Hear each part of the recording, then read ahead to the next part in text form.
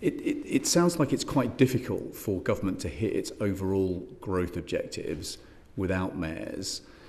Manchester's been growing at 3.1% for the last decade. You've presented today pretty ambitious proposals for the Northern Arc. Give us your view about whether government can succeed in becoming the fastest growing economy in the G7 without mayors playing a bigger role. Well, I think, Chair, it's rightly made the conclusion that it has to have mayors and a devolved arrangement across the country to get the growth. That's a prerequisite, I would say. If you look at the Greater Manchester journey, and you and I were in Parliament in 2015 when the coalition government at the time signed that big first devolution deal with Greater Manchester, so a couple of years before I came in, that's when the change started. You can really see it in the data.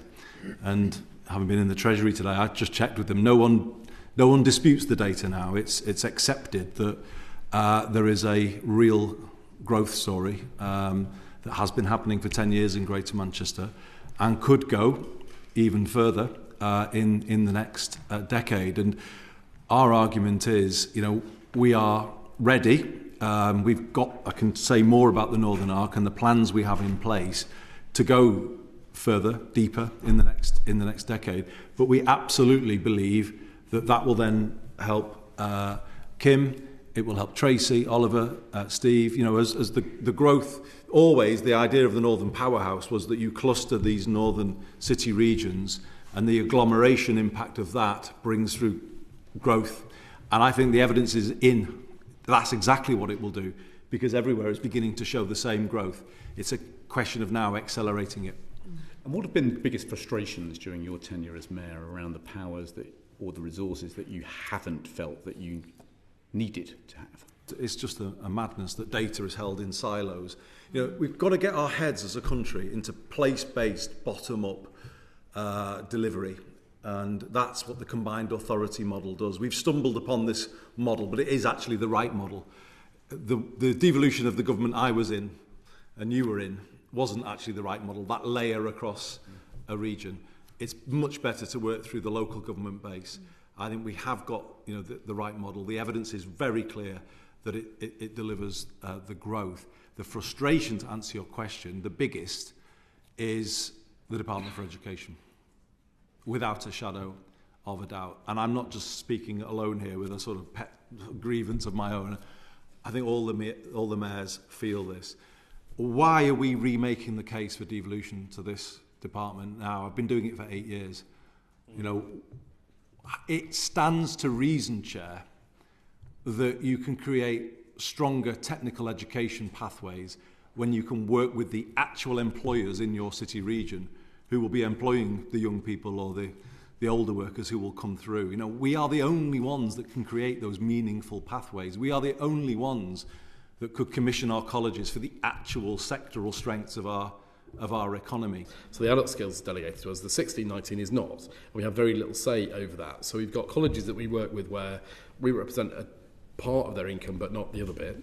We also don't have responsibility over apprenticeships, and we have no engagement with higher education.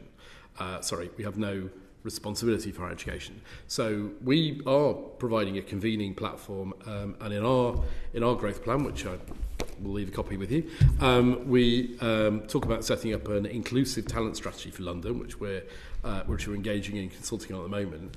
Looking at the whole thing in the round, including the things that we don't have responsibility for.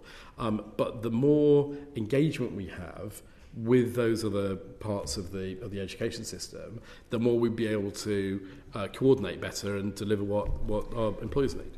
Yeah. I just want to nail this, Howard. So basically, post-16 education and training spending, you think should be devolved? Ideally, yes. Or if not, what we'd like is more say over it so that we can coordinate better with the adult skills. I'll just say yes.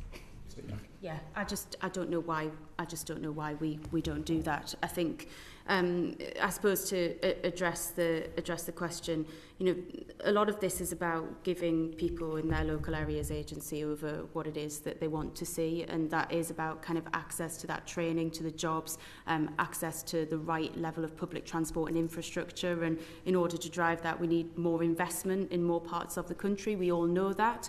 But on the skills specific question, because it's a really good one, businesses will say to us, you know, we've got skill shortages in these places. You can't drive that from Westminster. You need to be able to drive it locally, and you need a system that's properly joined up. And what we've got at the moment, as we know, is too many people who are not in work or education, who are in that 16 to 19 bracket. We've got economic inactivity in young people, which is not at a sustainable level, and that will absolutely affect our ability to grow as a country. And so what we have now is an education system that that separates post-19 and post-16 to 19, and you've got people falling through the gaps. I think the kind of position of the Department for Education on this issue risks becoming an anti-growth policy. It risks pulling back the growth that we've got. I've done a lot on this. I've created a thing called the Greater Manchester Baccalaureate, which I describe as an equal alternative to the university route.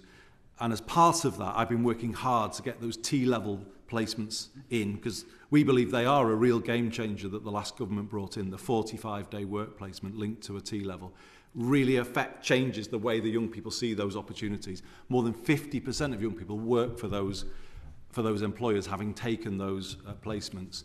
And we believe if you really go with that model, we are the only ones who can do it, because we know our employers. I'm convening our employers to get those work placements, to really create those extra pathways for our young people, and to feel even now that we're still having to argue for that and get permission to do that just seems to me to be we're wasting time here. I was expecting you to say Treasury as the biggest blocker, but actually having the Department for Education listed is very helpful. You know, if I look at the Greater Manchester devolution deal, it's like a jigsaw that's been filled in to a considerable degree, but there's still a big missing piece there. And it's all age, actually, and that's where it leans into the DWP agenda. We want an all-age technical education system that's employer-led.